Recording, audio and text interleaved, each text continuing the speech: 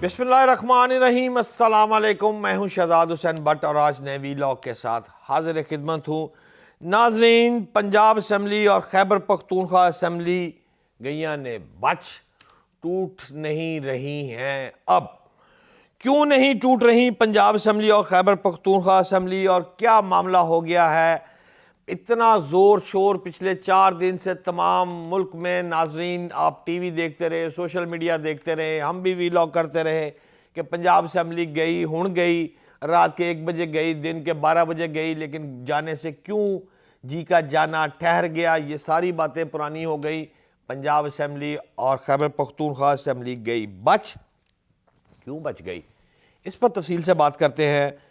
दूसरी बात, बड़ी खबर आपको अहम मुस्लिम लीग नून के रहनुमाओं को खुशखबरी देने वाला हूं, जिसमें पाकिस्तान से एक शख्स जो लंदन गया था उसकी हो गई है माफ़ी तलाफ़ी, चला गया अमेरिका, अमेरिका से वापस आएगा लंदन, और लंदन से जब पाकिस्तान आएगा तो लाड़ा बन के आएगा धुला साहब, और बड़े शान शौकत से तशरीफ़ लाएंगे। इस पे हवाले से बात करते हैं।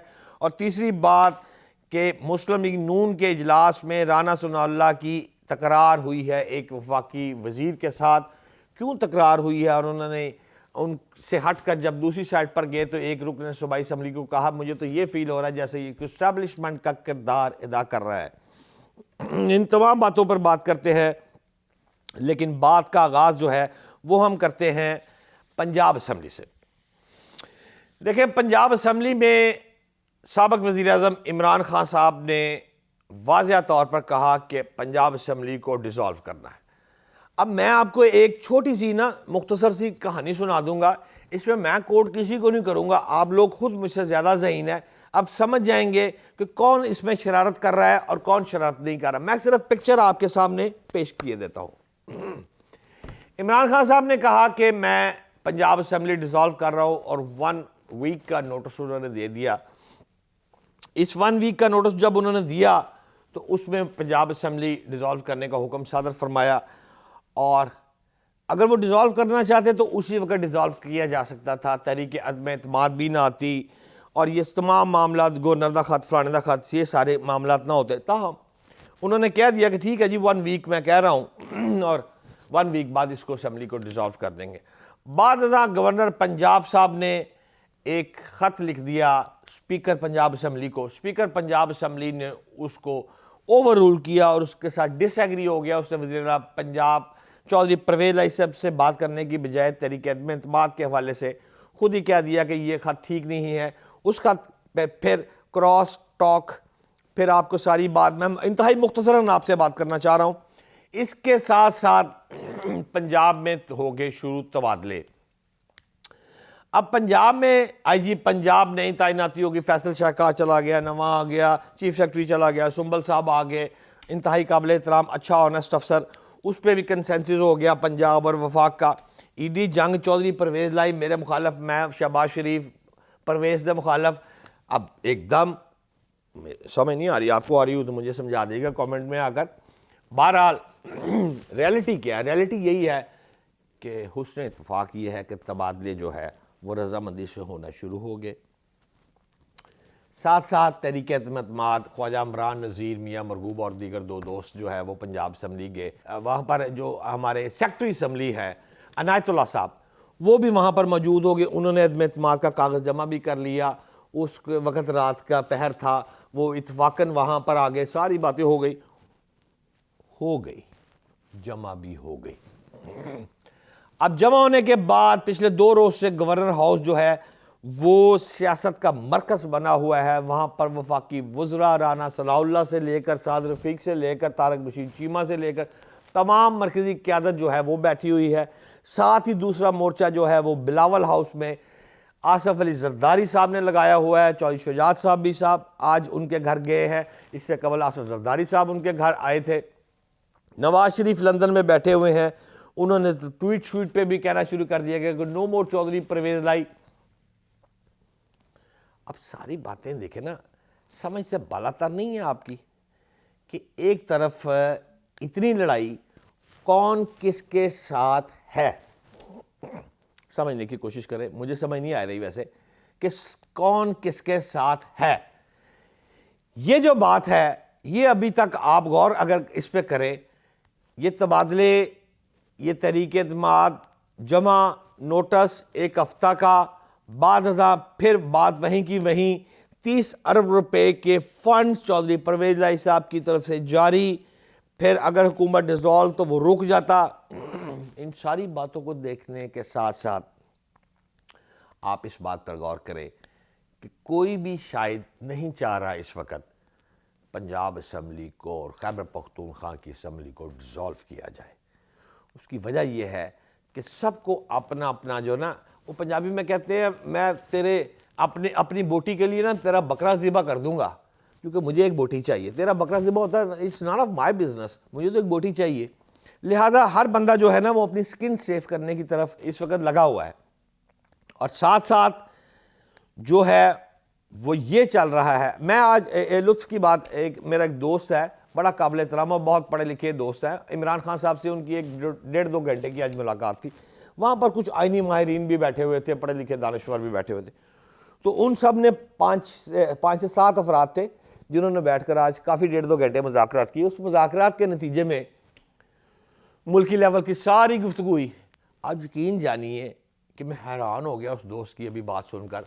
उसने कहा टोटल गुफ्तगू में पंजाब असम्बली का कहीं जिक्र नहीं हुआ, यानी जो चल रहा है वो ठीक चल रहा है।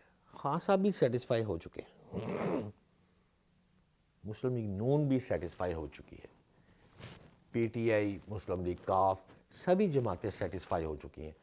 और यार तो फिर आप कर क्या रहे हैं?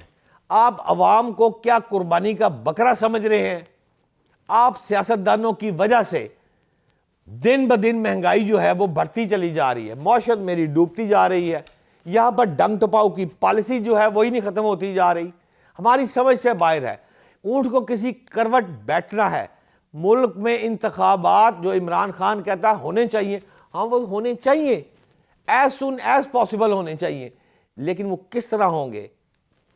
फ़िलहाल हमें तो इंतखाबात तो बहुत दूर की बात है, हमें पंजाब असम्बली जो है वो डिसॉल्व होना, तहरीक अदम एतमाद आना या किसी टॉपिक पे भी बात करना इस रवां साल में मुमकिन नहीं है। ये सारी बातें चली गई हैं अगले साल पर। जनवरी में फिर दोबारा सियासी शतरंज की बिसात बिछेगी और फिर ये सिलसिला आगे चलेगा।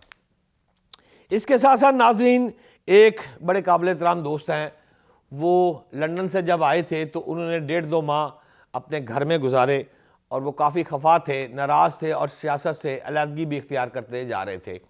ताहम अब वो फिर लंदन गए हैं और लंदन जाके मियाँ मोहम्मद नवाज शरीफ साहब से उन्होंने मुलाकात की है, और मुलाकात में कुछ जो गिले शिकवे, नाराज़गियाँ, उनकी नाहली, उनकी सुस्ती और उनकी अच्छी परफॉर्मेंस न देने पर मियाँ मोहम्मद नवाज शरीफ साहब और मरीम नवाज साहबा नाराज़ थे।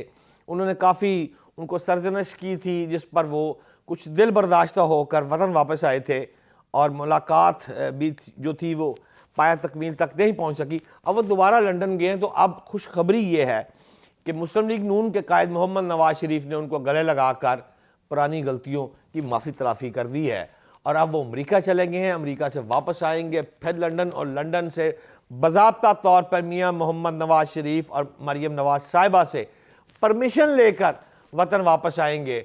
और जिसकी खबर राना सनाउल्लाह साहब पहले दे चुके हैं कि हमारे वज़ीर आला पंजाब होंगे, और होंगे सिर्फ वही जो कि हमज़ा शहबाज शरीफ साहब हैं। इसी तरह नाज़रीन, आज जो मुस्लिम लीग नून की पार्टी का जो इजलास हुआ था, उस इजलास में भी राना सनाउल्लाह साहब का मौक़िफ़ ये था कि किसी तरीके से असम्बली जो है वो डिसॉल्व करने की तरफ लेके जाया जाए। वज़ीर आला पंजाब को डी नोटिफाई करने की बात जो है वो राना सनाउल्लाह साहब इस पर बहुत इंसिस्ट कर रहे थे कि अब गवर्नर पंजाब को नोटिफिकेशन के हवाले से ग्रीन सिग्नल दें और ये वज़ीर आला पंजाब को डी नोटिफाई करे ताकि ये मसला ही ख़त्म हो जाए। लेकिन इसके साथ साथ वहाँ पर मौजूद ख्वाजा साद रफ़ीक साहब मुसलसल जो है वो इस अंदाज से खेलते रहे जिसमें असम्बली को बचाया जाए, और उनकी राय थी कि ये मुल्क की बका के लिए ज़रूरी है। इस वक्त हमें एक स्टेप पीछे भी होना पड़ा तो कोई बात नहीं, लेकिन असम्बली ना टूटे।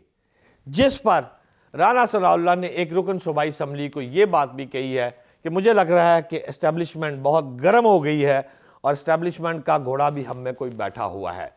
लेकिन नाजरीन, अब इस ऊँट किस करवट बैठता है ये तो आने वाला वक्त बताएगा। लेकिन फ़िलहाल हम आज तक की आपको ख़बर ये ज़रूर देते जाएं कि पंजाब असम्बली की जो बातें हम कर रहे थे, खैबर पख्तूनख्वा की असम्बली की बातें कर रहे थे, वो असम्बलियाँ डिज़ोल्व होनी हो गई हैं ख़त्म। और वो कहते हैं ना कि वो वाली चीज़, वो रल गई चोरा नाल ते भिज गए कुंडला वाले वाल। जी हाँ, वो रल गए हैं और कुछ कुछ अपनी बोटी जो है वो सब खाने वाले हैं। लिहाजा इस वक्त मामला जूं का तू ही चलता रहेगा। अगर कुछ सियासत में बड़ी हरकत आई तो उसको फौरी तौर पर हम आपके सामने पेश करेंगे। आज के लिए इतना ही काफ़ी। इंशाल्लाह मिलेंगे अगले वीलॉग में। पाकिस्तान जिंदाबाद।